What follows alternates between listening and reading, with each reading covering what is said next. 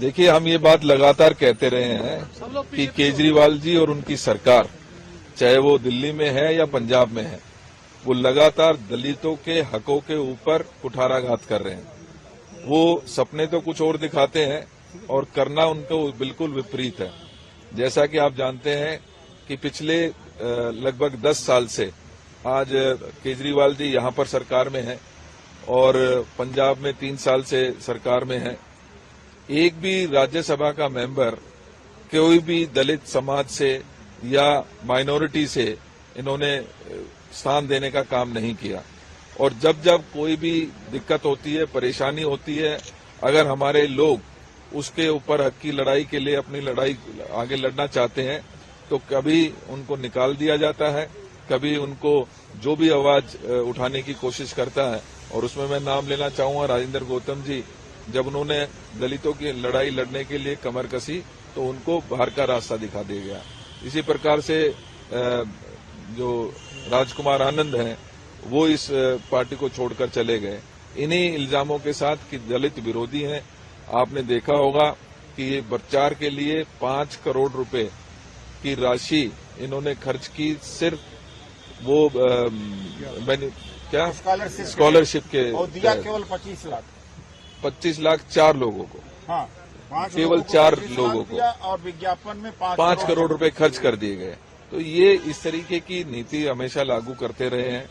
अभी हाल फिलहाल की बात आपको याद होगी कि 1.25 साल तक एक जनरल व्यक्ति को दिल्ली का मेयर बनाया गया, जबकि दूसरे साल में ये प्रोविजन है, ये एक्ट में प्रोविजन रखा गया है कि किसी भी दलित को दूसरे साल में मेयर बनने का मौका मिलना चाहिए।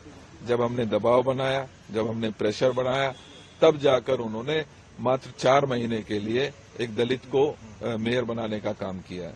तो हम ये बात आज जब बौद्ध भिक्षुओं की बात आई, आज जब वाल्मीकि मंदिर में हमारे पुजारियों की बात आई, या अन्य समाज के, चाहे वो जैन हैं, चाहे वो बौद्ध हैं या ईसाई हैं, उन सभी लोगों को जब हमने 18,000 रुपए की बात जो उन्होंने अभी रखी थी उसकी चर्चा की और उसके बारे में डिमांड रखी।